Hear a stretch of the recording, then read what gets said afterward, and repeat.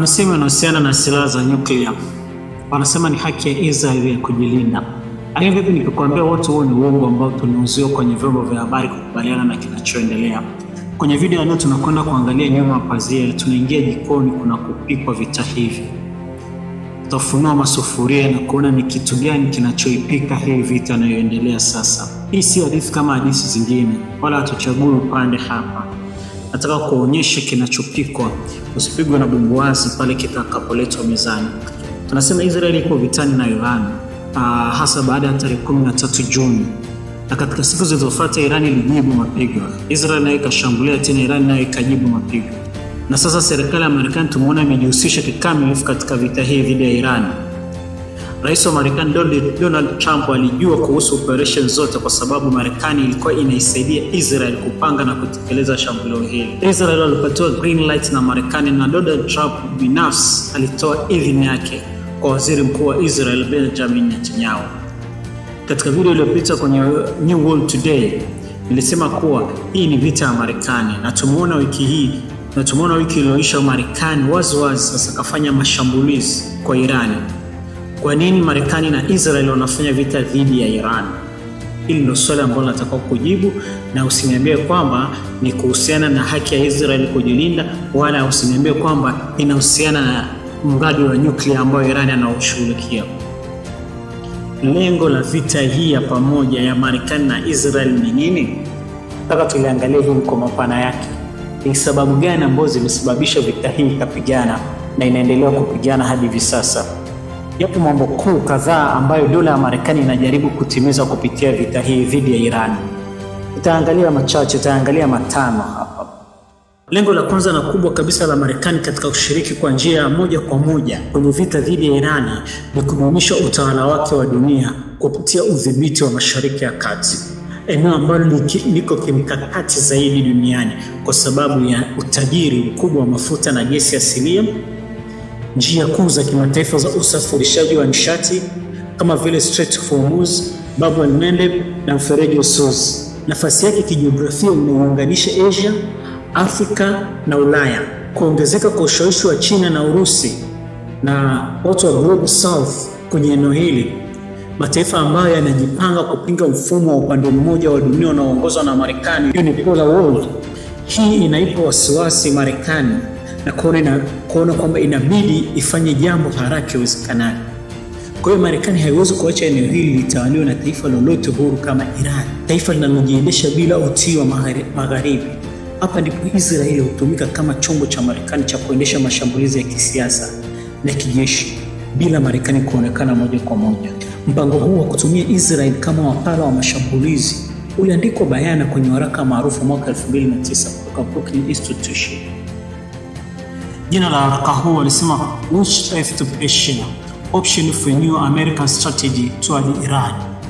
Katika sura ya 5 ya waraka huu ilipewa jina la Leave it to Bibi, yani mwachie Netanyahu, kumaanisha kwamba kumruhusu waziri mkuu wa Israel Benjamin Netanyahu afanye chochote kwa Marekani kufika Persia na hatimaye kuikalia Iran.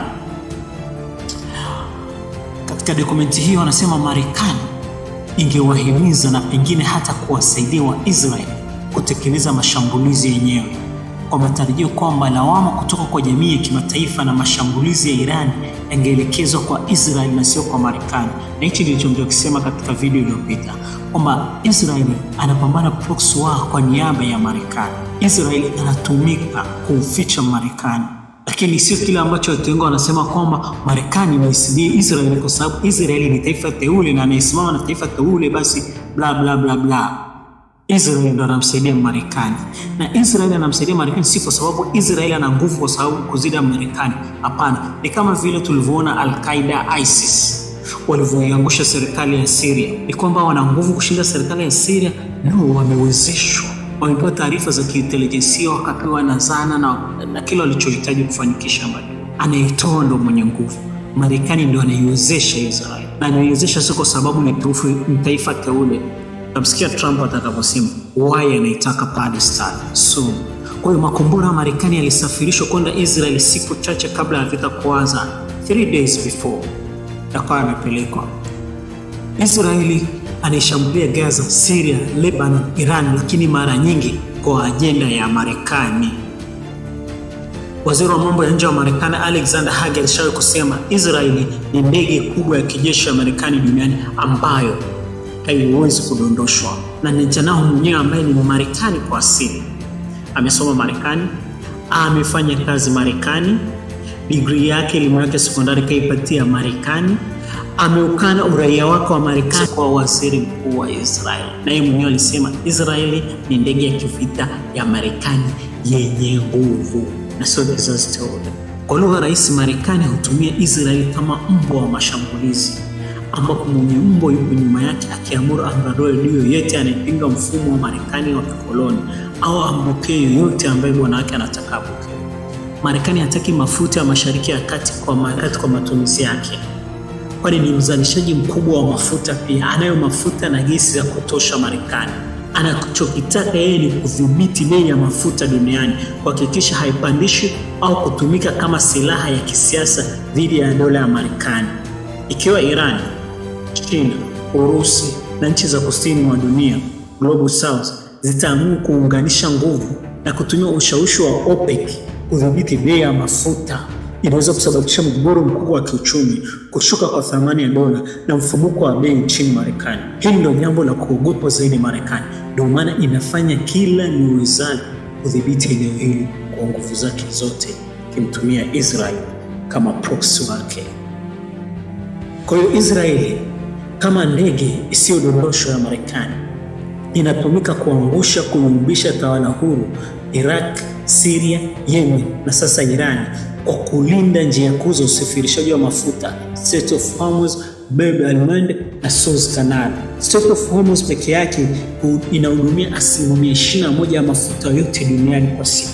Iran inaweza kufunga kwa sababu iko kwenye fingerprint ya Iran, jambo ambalo lingeathiri uchumi wa dunia on the spot. Na watu wanajiuliza kwa nini hafanyi sasa hivi. Catch me next week tutadiscuss hiyo. Sababu ana all justifications za Iran sasa hivi kuminya ule mfereji pale, afu vita hii itabadilika kabisa, lakini hafanyi. Why?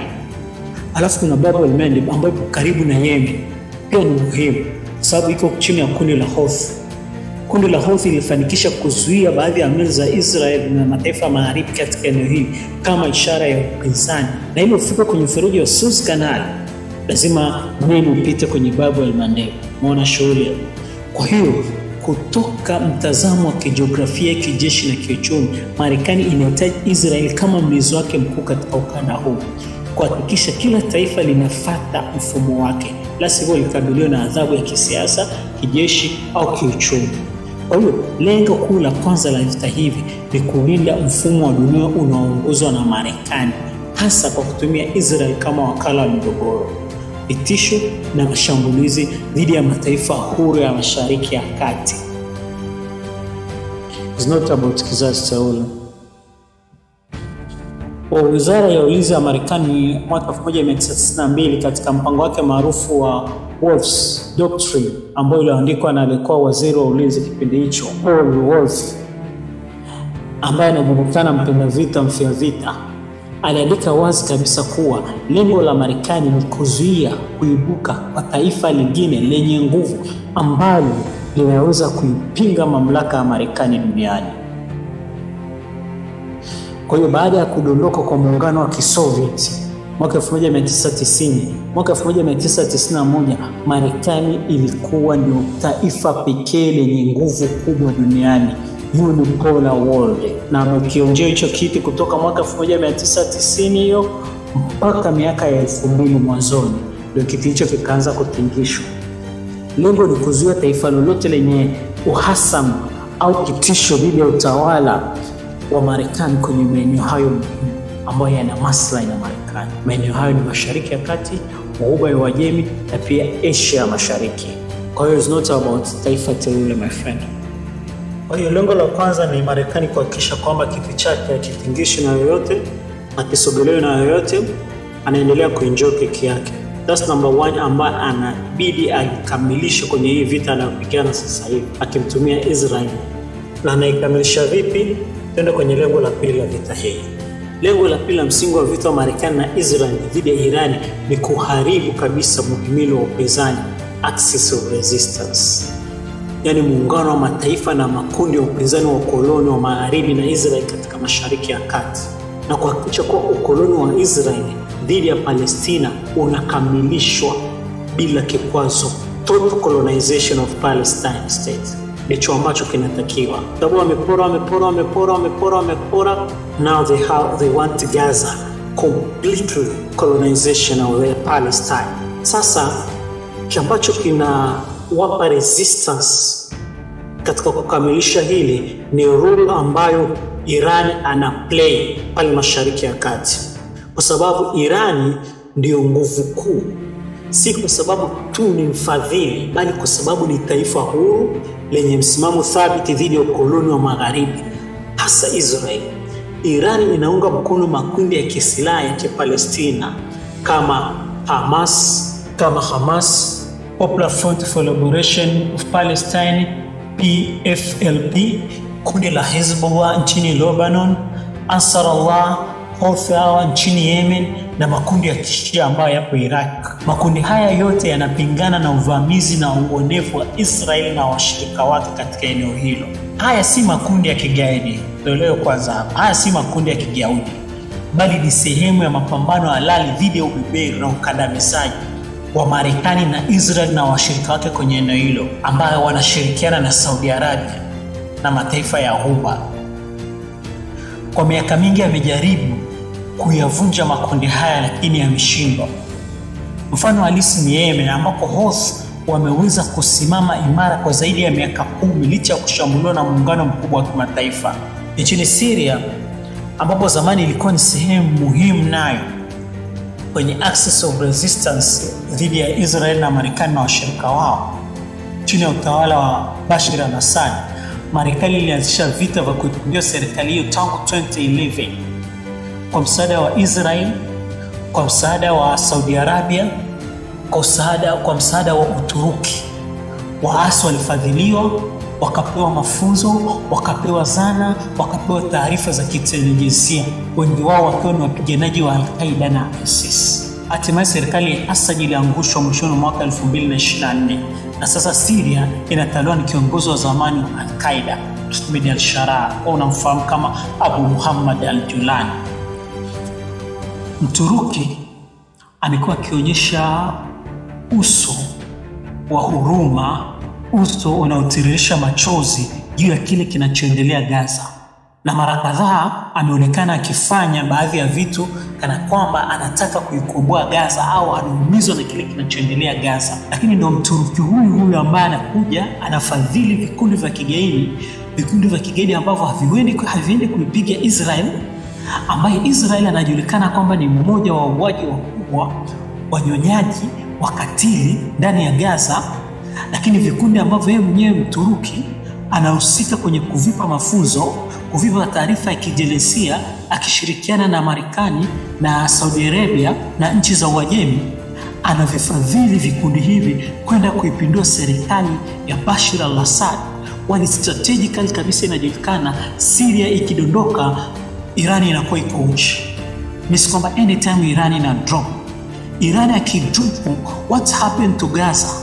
Kwa sababu ndio actually tunasema axis of resistance ilikuwa imeshikiliwa na Tehran.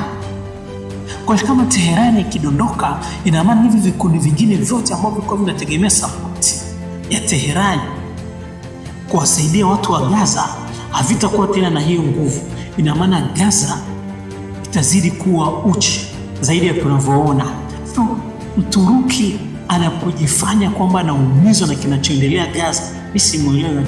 Na Mturuki ana maslahi mapana endapo Tehran itadondoka. Tutazungumza next week. Yaani Uturuki atapata nini endapo Tehran itadondoka? Catch me next week. That is not for today. Ila Israel na Marekani na washirika wake wanataka kumaliza hii axis of resistance.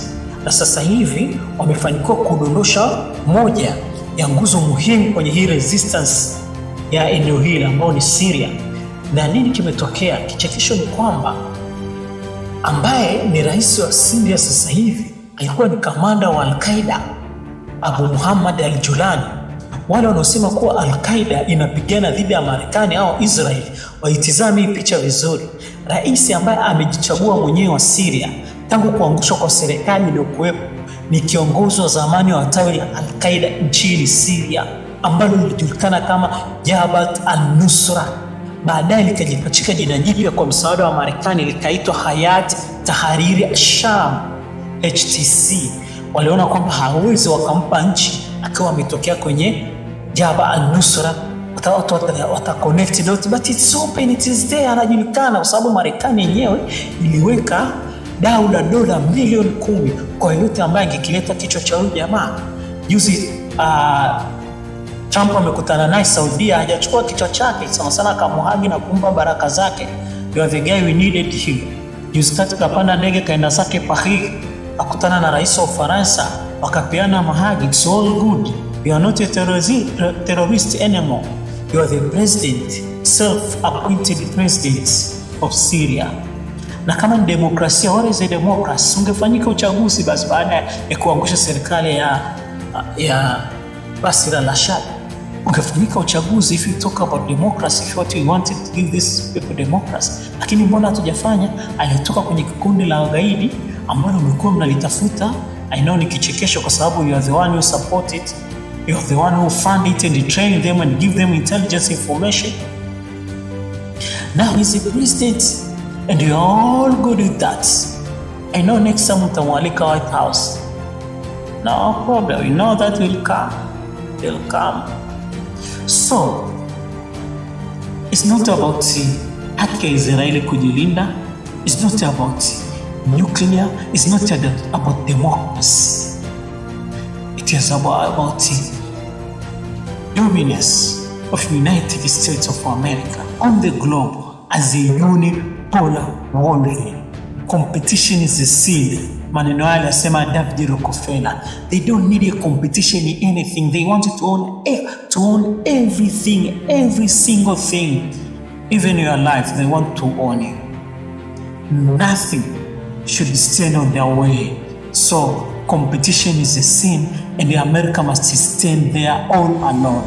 That's why axis of resistance must go. So Marekani aipate nini? Palestine. Yes. Trump anaitaka Gaza. Nadhani anataka kupanua franchise yake ya real estate mpaka Gaza. I don't know, maybe. Kwa hiyo kuipindua serikali ya Syria na kuiweka chini ya ushawishi wa magharibi, Marekani na Israeli wamepunguza nguvu ya muhimili wa upinzani. Na sasa Irani imebaki kuwa ndio ngome ya mwisho. Kwa hiyo lengo la mwisho katika orodha ya nchi 7 zilizopanga kupinduliwa na Marekani kama alivyokariri General Louis Clark mwaka 2007. Kati ya hizo 7, yani Iraq, Syria, Lebanon, Libya, Somalia, Sudan na Iran, ni Iran pekee bado haijavunjwa. Ndio maana mashambulizi ya sasa yanaelekezwa kwake moja kwa moja hadharani. Kwa maneno rais, vita hivi ni jaribio la mwisho la magharibi kuharibu mfumo wote unaopinga ubeberu, kuvunja mshikamano wa Waislamu na Waarabu na kumaliza kabisa upinzani wa kweli dhidi ya koloni la Palestine, because they need it. So let's go to number 3. Lengo kuu la 3 nalo ni nini kwenye vita hii? Tumeona kwanza ni kuhakikisha Marekani inaendelea kubaki on top, hata kinzi yoyote kusogelea keki yake. Second, anataka kuhakikisha kwamba Palestine inakuwa to colonize. Kwa hiyo ili hilo lifanikiwe lazima wa remove axis of resistance. Lakini sio tu kumaliza axis of resistance, kuna kiporo cha Cold War ambacho inabidi kimalizike, na hilo ndio lengo la 3. Lengo la 3 la Marekani na Israel dhidi ya Iran ni kuhitimisha kilichobakia kutoka kwenye vita baridi ya kwanza kwa kuangusha mapinduzi ya Kiislamu ya mwaka 1979 ambayo yaliondoa Iran kutoka kwa kibaraka wa Marekani hadi kuwa taifa huru linalopinga mfumo wa kibeberu wa kimagharibi.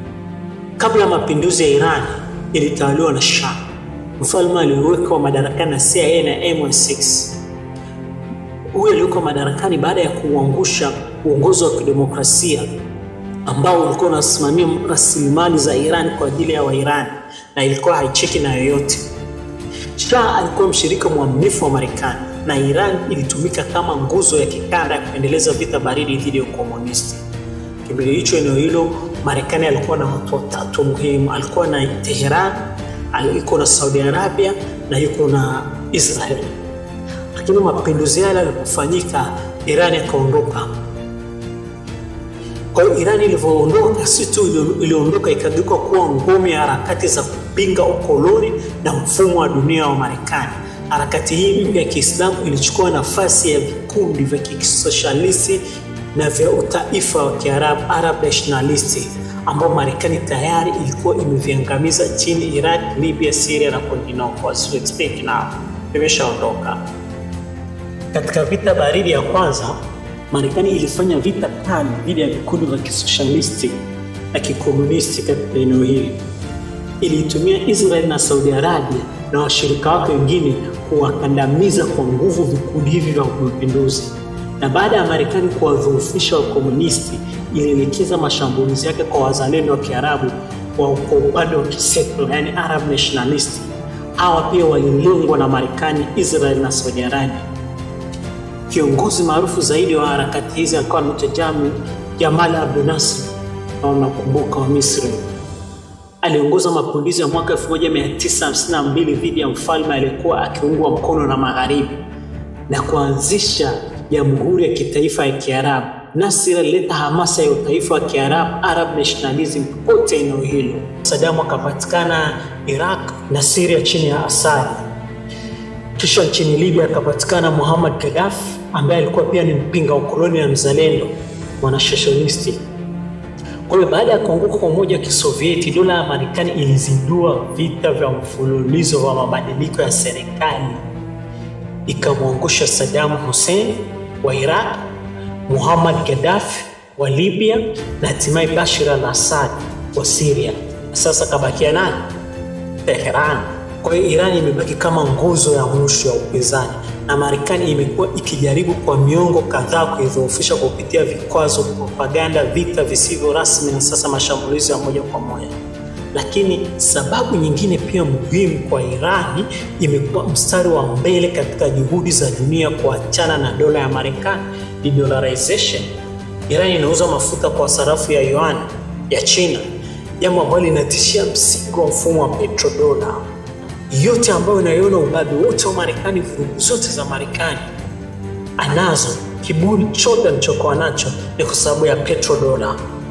Whoever ambaye anaikuja kutoka kwenye maeneo haya, ambaye anaonyesha dalili za kwamba yeye anataka kwenda kinyume na hiyo issue ya petrodola, anakuwa ni adui namba moja wa Marekani, na Marekani huaga haimsamehe yoyote anayekuja na issue hizi. Sababu Marekani inakumbuka walichokipata miaka ya 70 baada ya OPEC kuweka shinikizo la kutokuuza mafuta kwa Marekani, Ulaya na washirika wake, kwa shinikizo la Israeli iache kuangalia maeneo ya Waarabu. So Marekani hataki kuona tena, kwa sababu baada ya kile kilichotokea ndio Marekani ikaja chini ya Nixon wakaja na mfumo wa petrodola ambao ulitengenezwa na Henry Kissinger. Na kwa sababu mfalme wa Saudia ambaye alikuwa ni kikwazo kwao, walimuassassinate just mwaka mmoja tu na nusu baada ya vile vikwazo vya mafuta walivyokuwa Magharibi, walimuua na kuweka watu wao ambao wanawasikiliza. Kwa hiyo baada ya kumweka mtu huyu, akaenda sasa na mpango wa petrodola, ambapo kwenye petrodola Marekani ingenunua mafuta kutoka Saudi Arabia. Lakini sio hivyo, Marekani ingetoa msaada wa kijeshi na vifaa kwa familia ya kifalme ya Saudia, na kwa kurudisha fadhila, Saudi Arabia ingezirudisha mabilioni ya dola walizozipata kwa kuuza mafuta kwa kununua dhamana za serikali ya Marekani, US Strategic Security.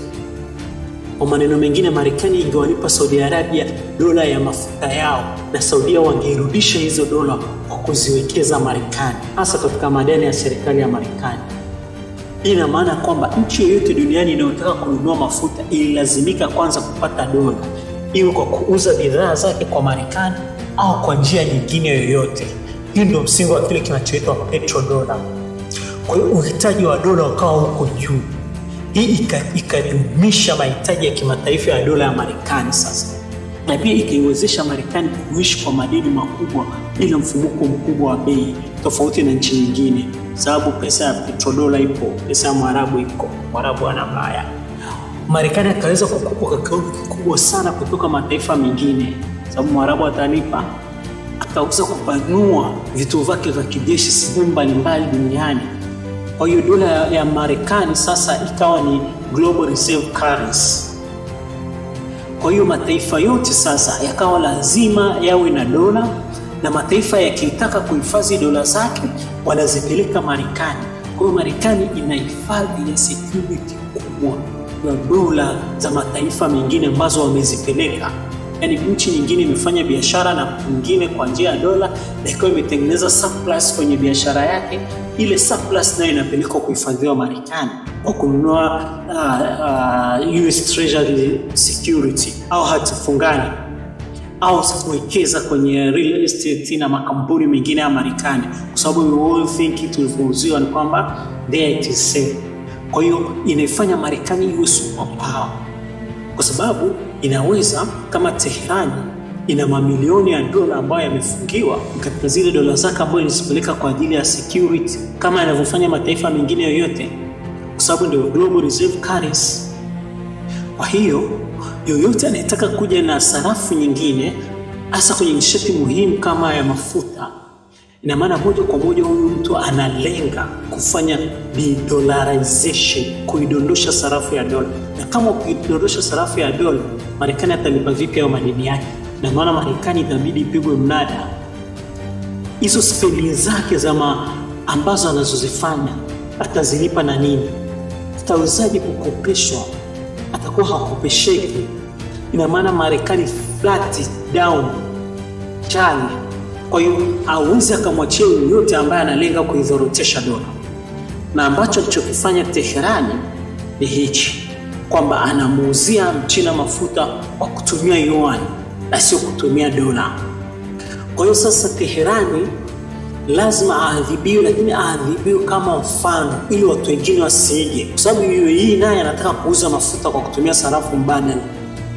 Kwa hiyo kupitia vita dhidi ya Iran, Marekani haitaki kuangusha serikali ya mapinduzi, bali pia inatuma ujumbe mkali kwa Saudi Arabia, UAE, Qatar, kwamba msithubutu kufuata mfano wa Iran au mtakabiliwa na adhabu kama yao. Kwa hiyo lengo la tatu ni kuzuia kuanguka kwa mfumo wa kifedha wa Marekani unaotegemea dola, petrodola, kwa kulinda utawala wa petrodola na kushinikiza mataifa ya Ghuba yaendelee kuuza mafuta kwa dola tu, na mfano na Iran ikionyeshwa kama mfano wa onyo kwa wengine wanaofikiria kufanya hivyo. Kwa hiyo tunataka tumalize kiporo cha Cold War 1 na at the same time tutumie pia nafasi hii kutoa onyo kwa wengine.